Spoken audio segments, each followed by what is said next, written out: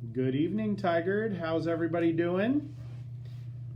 Want to welcome you to my Poolside Fireside chat. It's kind of an in-between day here, so I don't know whether I want to call it a Poolside chat or Fireside chat. I'm wearing my last bit of summer clothing here for you. So again, thank you for joining me. This is an opportunity for me to answer your questions and to hear any comments you have about Tigard.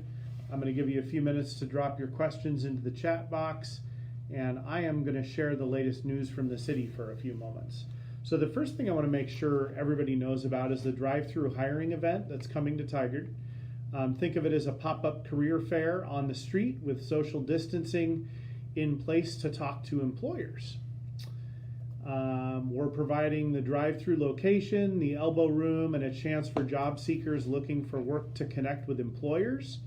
Job seekers are invited to drive through and stop for a chat with more than 40 employers. So this is a huge opportunity, both for employers and for individuals seeking employment. Wednesday, September 15th, 10 a.m. to noon, and the address where this is happening at is 14275 Southwest Milton Court. And you do not need to pre-register for the event, and all job seekers are welcome to attend. So that's the first announcement I wanted to make. The second is about a new concept and group that we're calling Climate Champions. We're forming a Climate Champions group to give middle and high school students decision-making power in the development of Tigard's climate action strategy.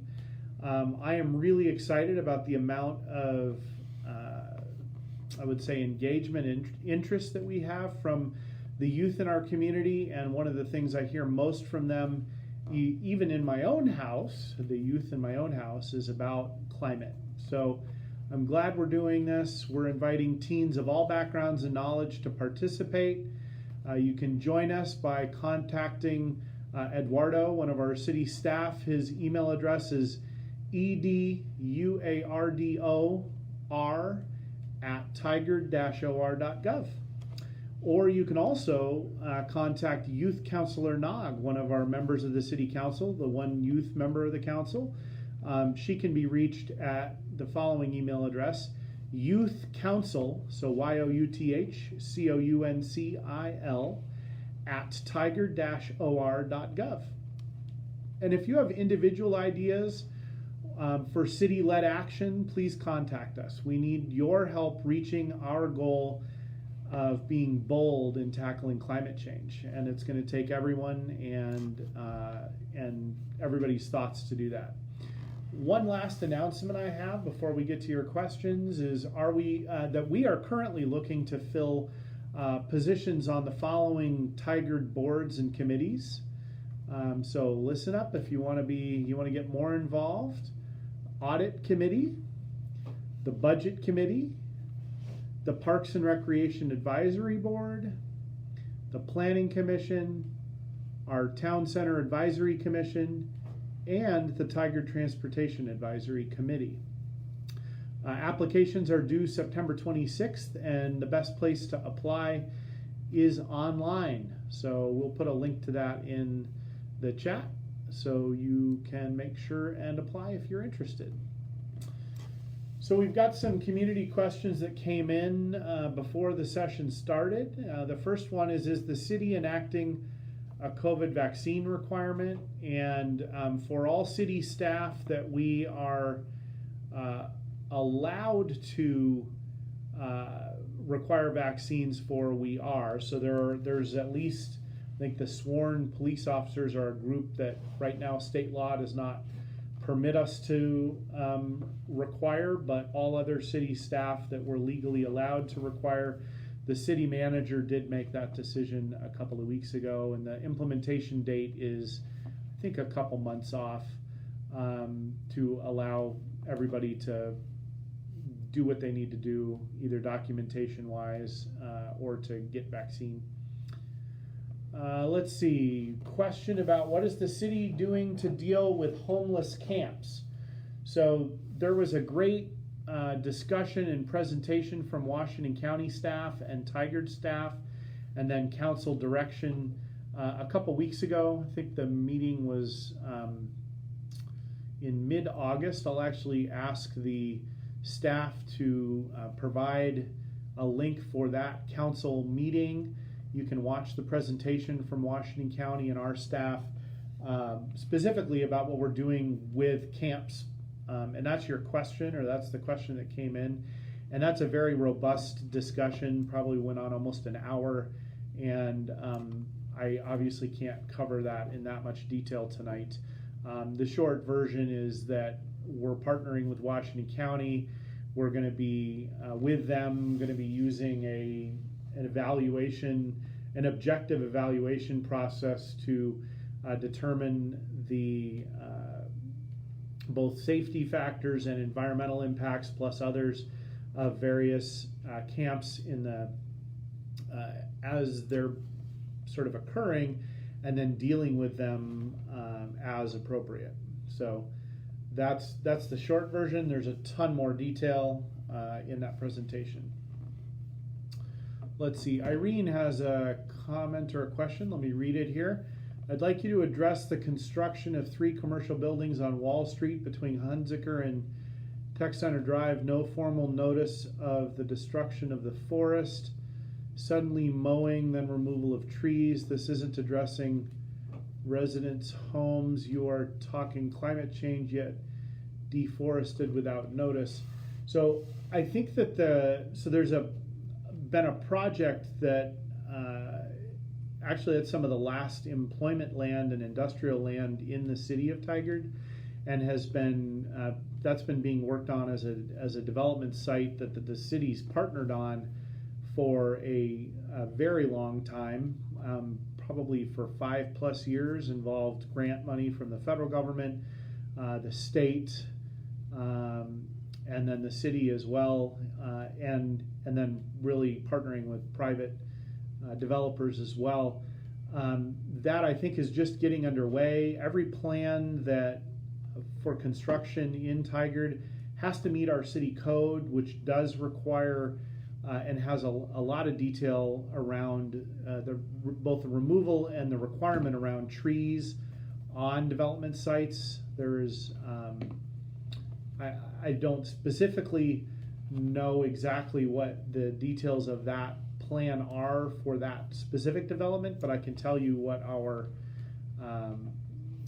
what generally speaking our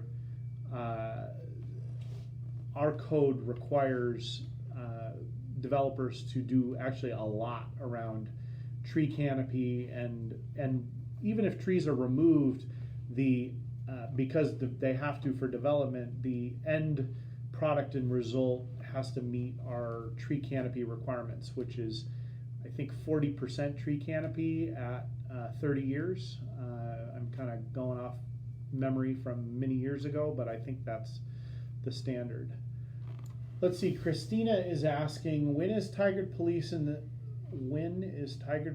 the city of Tigard going to address the speeding problem on Walnut Street? This well-known problem is only getting worse. By not enforcing the speed limit, you're basically saying that it is okay to speed, so people speed. Neighborhood speeding and speeding in the city is a concern that does come up from time to time.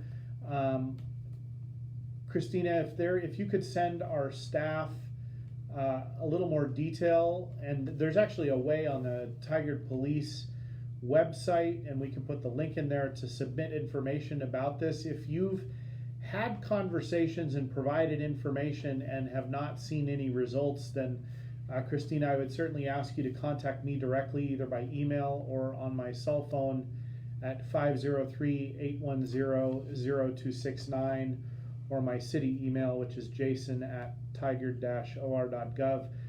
If you've already contacted staff and feel like you're not getting any results with the police department for enforcement, you're certainly welcome to contact me or the police chief.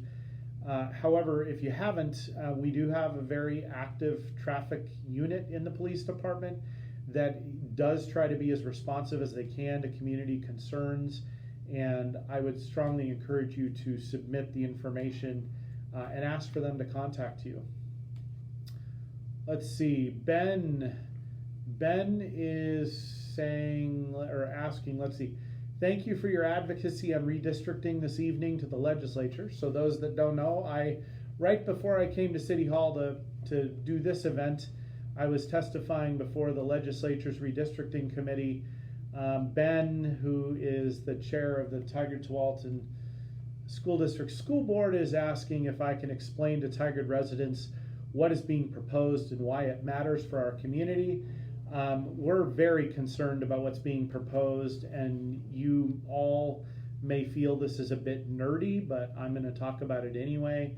It matters a lot that the redistricting proposals call for Tigard. Right now we have one state representative that basically represents almost all of the city of Tigard, not entirely, but it's a little bit of an oversimplification, but go with it for a minute.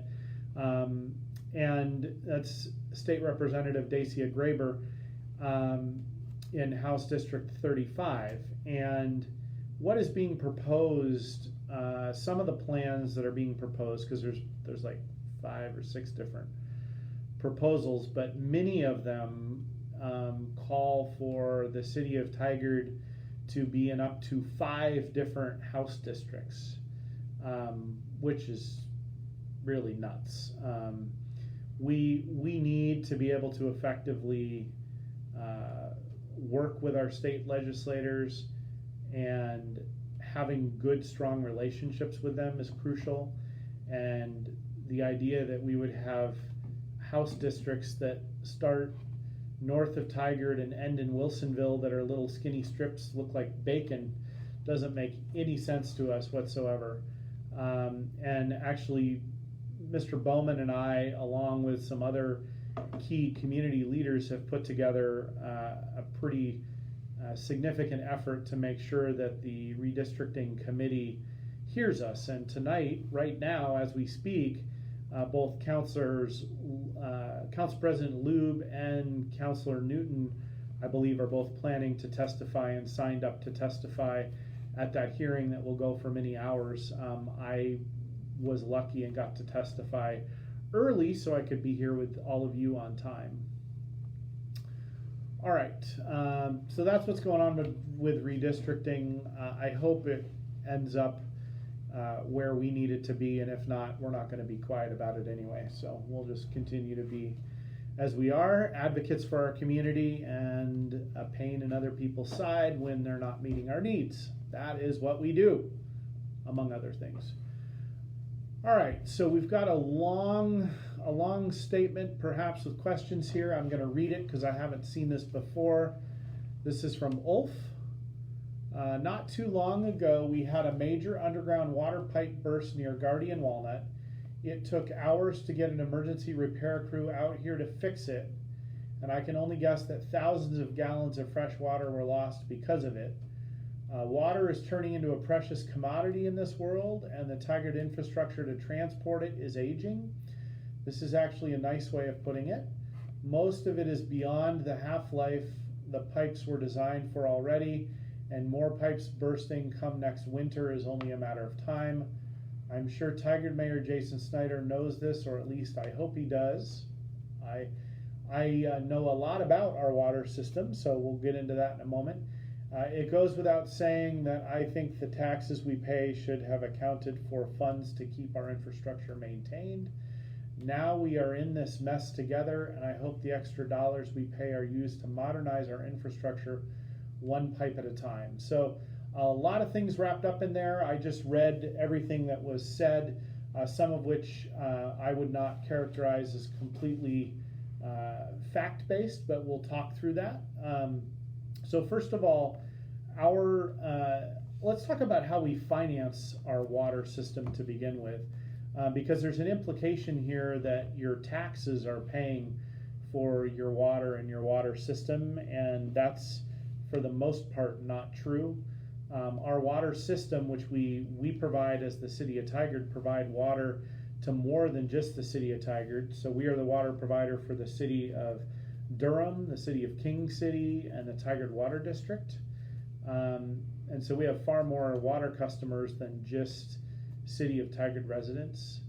And some of the Tigard Water District is significant. It's like 17% of all of our water customers. So it's a significant portion. That portion's declining over time, but nevertheless, we all collectively, everyone that's using the water system, pays for the water system by the fees that you pay for your water every month. There's both a fixed charge and then there's also a usage charge. We did just improve, in my mind, the way that we have our billing structure set up. We've had lots of complaints over many years about perceived inequity or unfairness with people with larger water meters that don't have a lot of people living in their homes, but might either have a larger home or have a sprinkler system for fire suppression and things like that. So we just made some changes there. But I guess the general point I want to make is that there's not a strong link or really much of a link between taxes you're paying and the water system. So we maintain the water system and build the projects that need to be built to supply water with the revenue that comes into the enterprise funds and really the water fund in particular. And so that's the first thing I would clarify. I would also share that the city of Tigard is celebrating its 60th birthday. So much of our infrastructure, comparably to other cities, is actually remarkably not that old. And I will state that because, and some people would be probably horrified to hear this, but there are jurisdictions in Oregon and even more on the East Coast that still have wooden water pipes. So think about that for a moment. Their systems are so old that they have pipes that are in use now that are made out of wood. We don't have wood pipes, and we actually have relatively newer infrastructure. We do constantly maintain an assessment of and an inventory of all of our water mains and all of our water infrastructure. With that said, that does not mean that a burst pipe will never happen. That is just not possible. Sometimes it happens because of other things that don't have to do with the maintenance of the pipe.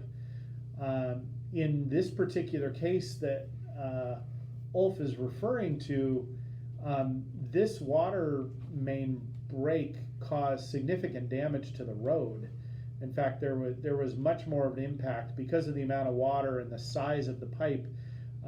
It actually required a really significant repair of the road, and the road had to be closed for an extended period of time, like months. In fact, I think it was six to 9 months is my memory when that happened a couple years ago. It was significant, and that certainly had an impact, and that's not how we want to do business. And again, we try to do everything we can to maintain the infrastructure, and we actually do not have what I would call super old water infrastructure. Rachel, so we are running with the idea that Tigard has institutional racism. Has that been proven or simply assumed? And the meeting starts with a breathing exercise done off camera. Oh my, I fully support our officers and feel bad they have to jump through so many hoops to keep us safe because of a few bad cops in our nation. The breakdown of handcuffing, physical control, threat assessment, and quote, more time equals more risk was interesting.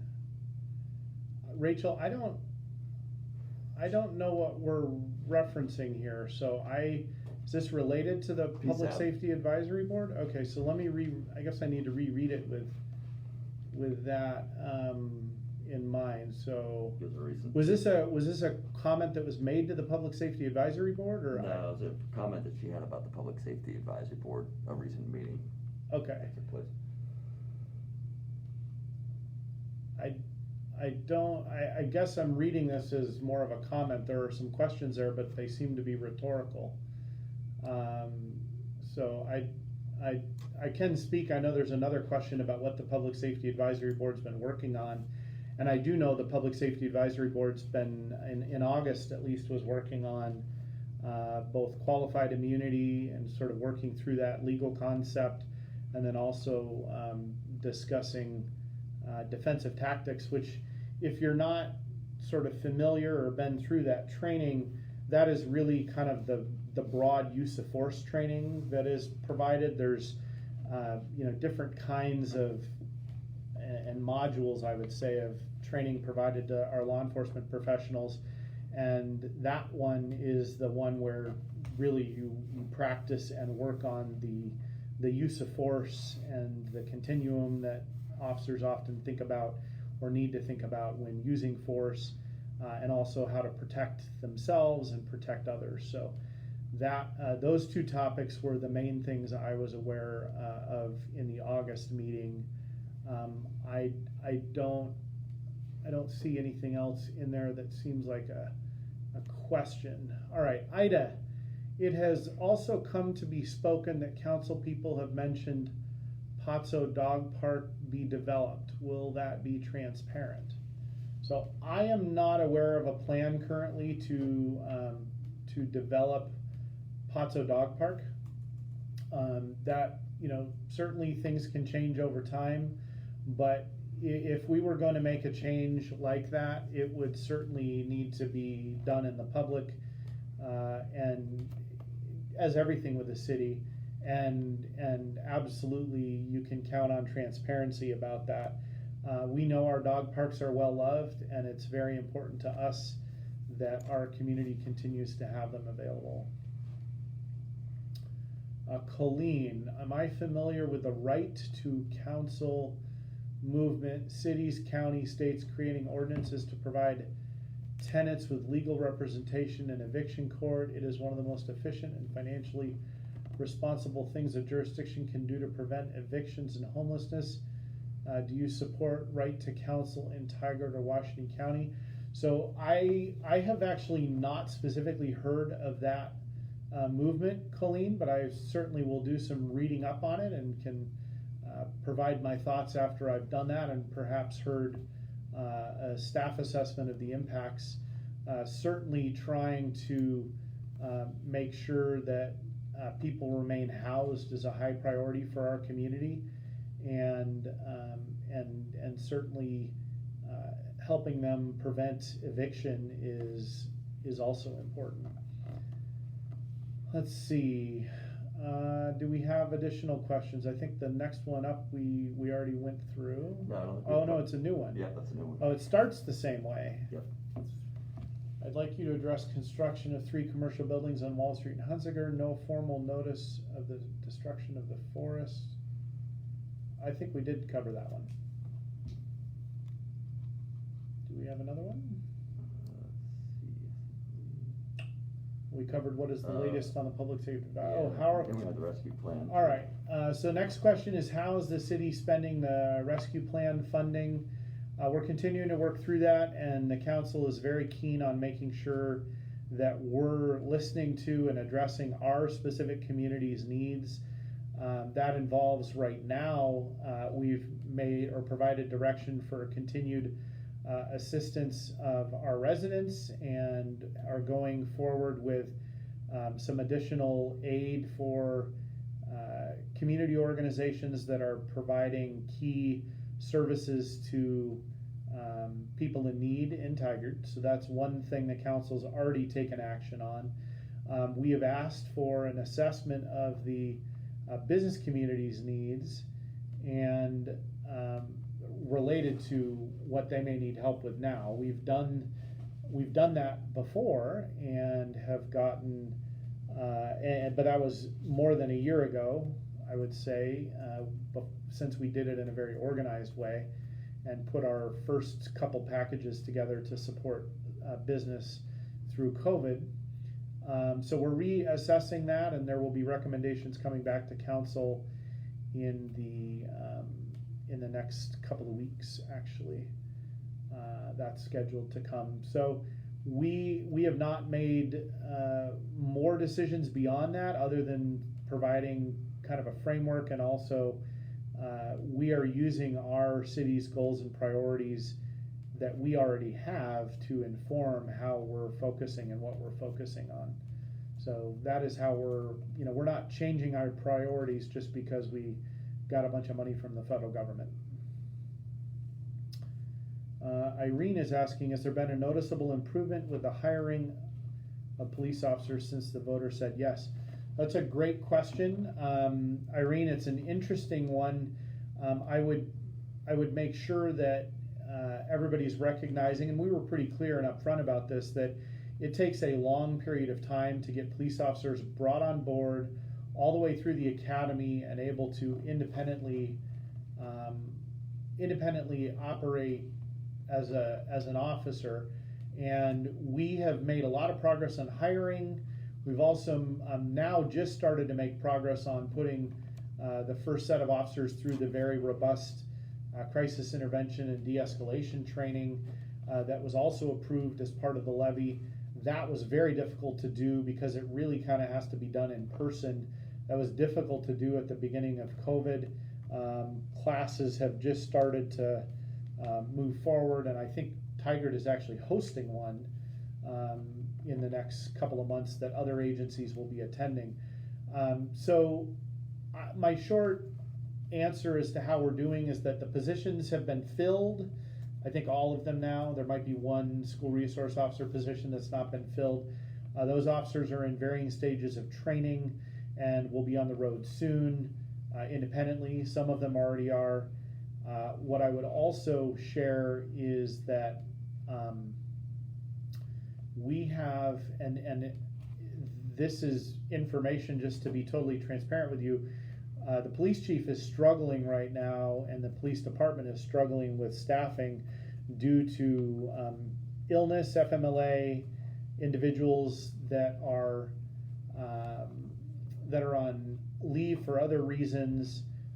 It has been a couple of months that the chief will describe as just really challenging from a minimum staffing perspective, and people are tired, and so people in the police department are tired. So I'm glad that that would be an even more difficult situation if we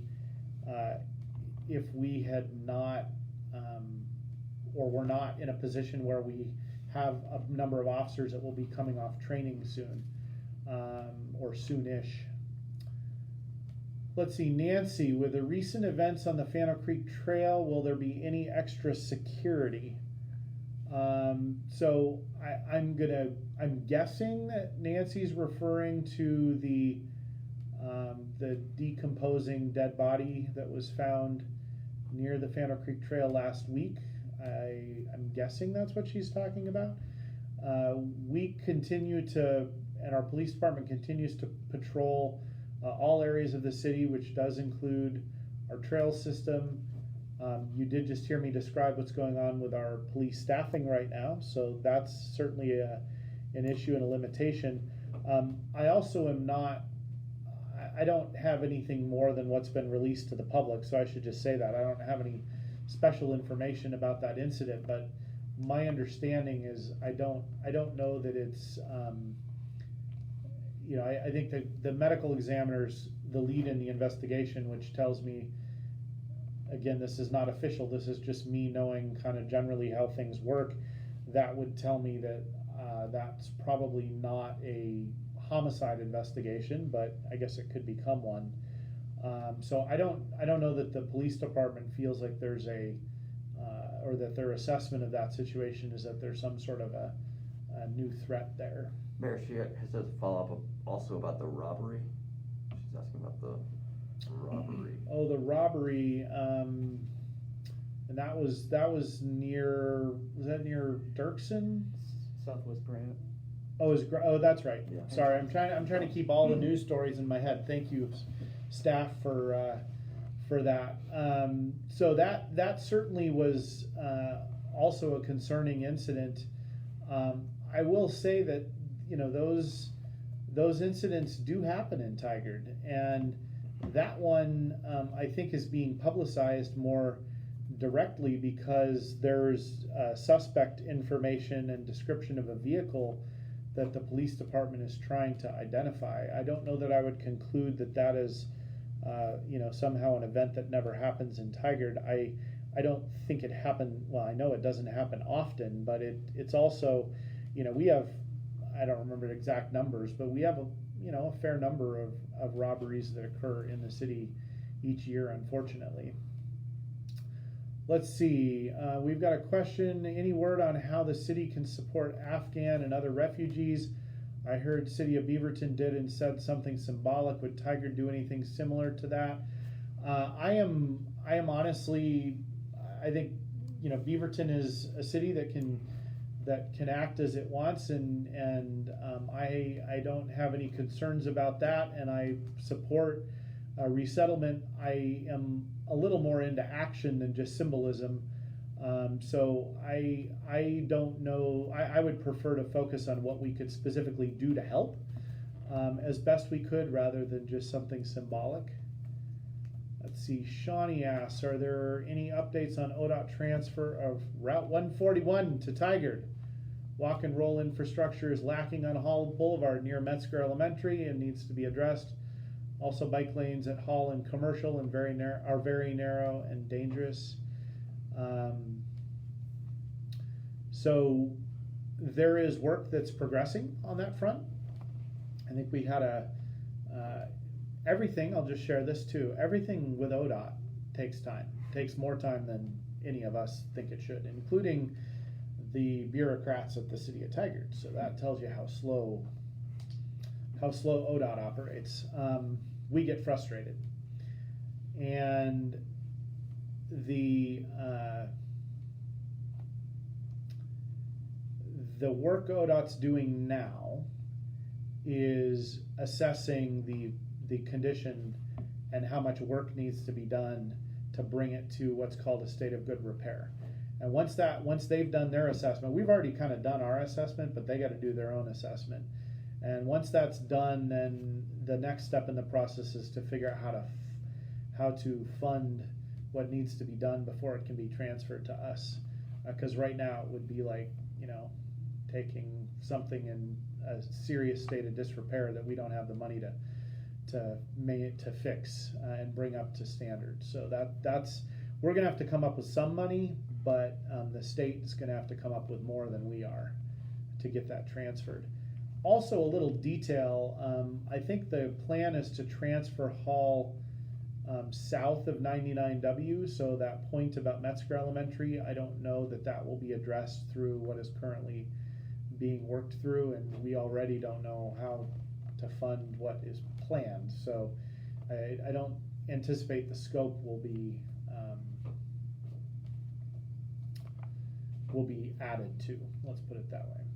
Let's see, we got a question. Have you heard from any constituents in Tigard advocating for abolition, especially since the police department already seems defunct?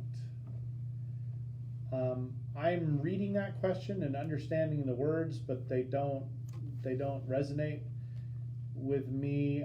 I have not heard, I've really not heard Tigard residents advocating for abolition of the police department, and I also really don't know what is meant by our department seeming defunct.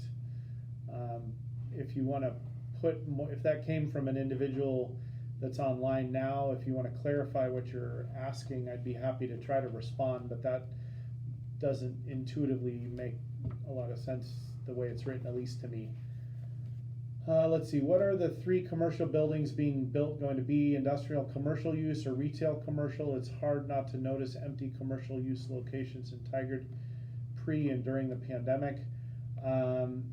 I think we're back, that question is, I think, back to the Hunsaker project, yeah. Probably. Yeah. So that, I'm just reading between the lines here, that's intended to be industrial, like employment land. I don't know exactly, I don't know exactly what's going to be going in those buildings specifically. And I doubt that's even in the land use. There may be some information. If you want to give us your contact information, I can ask whoever the planner is in the planning department. Jesse, our deputy city recorder, is on the line, and he can make sure that this gets to the planner of record for that project. And if you want to send us your information in a private or direct message, we can make sure that that gets responded to and that you get more information about whatever we do know. Jeremy, good to see you. I haven't heard from you in one of these for a little while. So as we speak, no joke, we're having to watch a naked man building some sort of a shelter in Steve Street Park. He is there often, usually in the buff. Just curious if this is acceptable behavior. The police do come out and speak with him on occasion. Well, that's good. Jeremy, I would encourage you right now you can continue listening here, but I would encourage you right now to call the non-emergency line for Washington County Dispatch and report that so that they can come out and evaluate and address that. As far as whether it's acceptable behavior, that's an interesting question because of some of the court rulings that have come about related to not necessarily the naked part of this, but the building a shelter on public property when it's getting close to the evening and sleeping time. So I'm not going to comment further on whether it's acceptable. I don't think it's generally accepted to be naked walking around one of our parks, but I also will say that I don't believe that's illegal unless there are certain acts that are involved that are intended to have a certain outcome. I'm kind of speaking in code here in case any young folks are watching, but I think just the act of being naked in Oregon is not illegal, I don't believe. All right. So we've got, I'm sorry, the Tigard Police Department and the Public Safety Advisory Board are doing very positive work in this community. We need them. I agree. I'm proud of what they're doing. Tigard residents do support the abolition of the Tigard Police Department. Police do not keep us safe. Colleen, thank you for your feedback. I'd be happy to chat with you further. I do not hear that from large groups of residents, or even really, I'm not sure I've heard anyone, even in the 500 plus communications we got in the month after George Floyd was murdered. I don't know that I saw a single piece of communication from a Tigard resident that said what you have just said there. But I'm happy to talk with you more. Sounds like maybe we should sit down and chat. My cell phone number 503-810-0269, or my city email address at jason@tigard-or.gov. Would be happy to chat further. Let's see, we've got another one coming in. Where was I on 9/11? So on 9/11, I was living in Tigard. I was actually, believe it or not, supposed to start the Reserve Police Academy as a Tigard Reserve officer about 5 days after 9/11. So on the Saturday after 9/11, I think 9/11 was on, and my staff will correct me here, on a Tuesday? Monday or Tuesday, yeah. Monday or Tuesday. So I was living in Tigard. My wife and I had just gotten married a couple years prior, and we were living in Tigard, and I can just distinctly remember my wife woke me up early. I am not an early riser. I get up, generally just with enough time to get ready to get to work and do what I need to do in the morning. And so she woke me up early because, this all happened pretty early on the West Coast. So she woke me up and was like, "You got to see this." And I was working in the private ambulance industry at the time, and so as a manager, so my work that day started focusing more on trying to figure out what, if any, resources we needed to deploy, what the situation and needs actually were. There were some OHSU physicians and leaders from the emergency department at OHSU that were at a national meeting in New York during that time. So we were in contact with them, and they were trying to set up some places to assist. So we were honestly just trying to figure out, I spent most of my day trying to figure out what if any, resources were needed to be deployed. It ended up, obviously, I think we all know the story now, not at that time, but we know now that there wasn't a lot of medical resources needed because unfortunately there weren't a lot of injuries that ended up being survivable. What other questions do folks have? All caught up for now.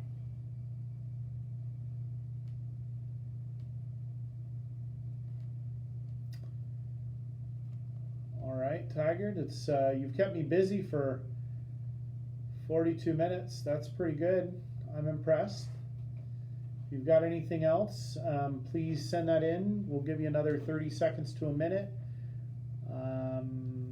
to ask your questions or put your comments in the chat. And I would encourage everybody that wants to continue any sort of more detailed conversations, use my contact information that I provided, and would be very interested to continue those dialogues. Talking to folks, even folks that maybe don't always share my perspective about everything, is how I learn and how I get and hear more from our community. So look forward to that. Anything else coming in, staff? Tashi just says thank you for doing these sessions. That was the last comment that we had. All right. Well, I appreciate that. I really enjoy this. It's one way I stay connected to the community and helps keep my finger on the pulse of what everybody's thinking. A couple other comments. Brandy says appreciate these talks that you're doing. Cheryl says I support the Tigard Police Department. We have an awesome police department.